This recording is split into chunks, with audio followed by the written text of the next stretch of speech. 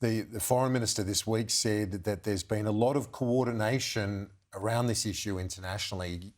You can see that. I guess we didn't have to be told that by the Foreign Minister. It's pretty clear. Yeah, and it was pretty clear last week when we spoke that the Albanese government was now on a pathway to recognising the state of Palestine. And I think that everything that we've seen there points in that direction, including that phone call with the French, because obviously the French have been out among the first talking about doing such a thing. And can I say too that more and more of the evidence for doing something like that is coming out of what's happening in Israel. We've now seen 600 former security officials write to the President of the United States asking him to find a way to end this war. And another video which included a former Prime Minister and 19 other officials with 1,000 years of experience in this area saying that Israel's losing this war. And why is it losing this war? It's not losing on the ground in Gaza, it's losing at the court of public opinion around the world. And the Prime Minister to head to the United Nations next month.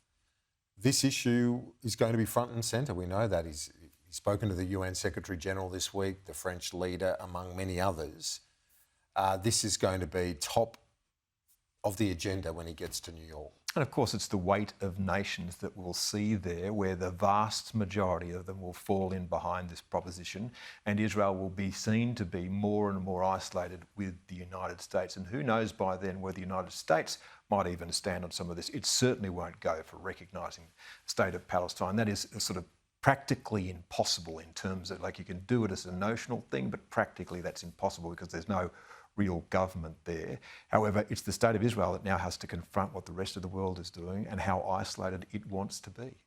On the issue of the roundtable, 2 weeks yesterday, it's going to be convened, as Trudy was articulating it.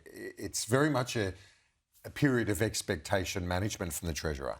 It seems to be something of a movable feast. Begins with productivity, as Trudy told us, and then goes on to tax.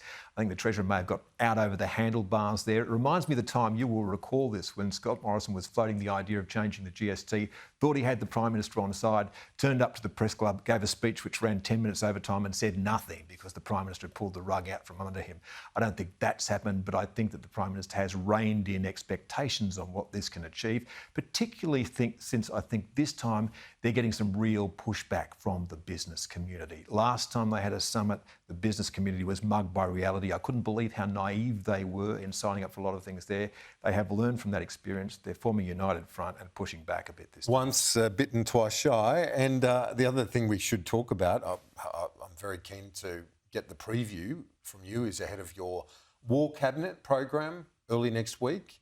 What can we expect? Well, we're looking at a group of great minds gathering in a room, some of them former ministers like the Labor Defence Minister Joel Fitzgibbon or Alexander Downer, our longest-serving Foreign Minister, but also Mike Pizzullo around Home Affairs. But others among them too, Dr Alexander Malloy, who is an expert on drone warfare, Catherine Manstead, who knows all about cyber, Jennifer Parker, who knows what it's like to be a sailor and also to work in the maritime domain, and others among them. We're going to confront the most consequential question of our age. It is, what is the level of threat that we're seeing at the moment? What do we mean by strategic competition? And if there is to be a fight, are we ready for war? Yes, well, it's going to be fascinating to hear all of that. And the overlay, I guess, of all of that is the presence in the White House of someone who's just a bit more unpredictable than presidents in years gone by as well, our big security guarantor.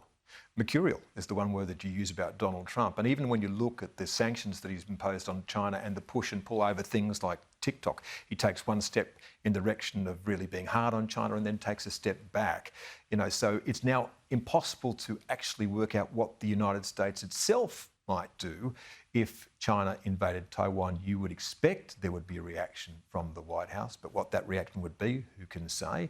And then Australia has to work out what it does in a conflict like that. But one thing's for certain is you couldn't sit it out, because what it will mean is the entire face of our region would change, and we are host to quite a lot of US troops now. So if there is a threat to China, then China would see Australia's mainland as being a threat. Chris, thank you very much. Appreciate it.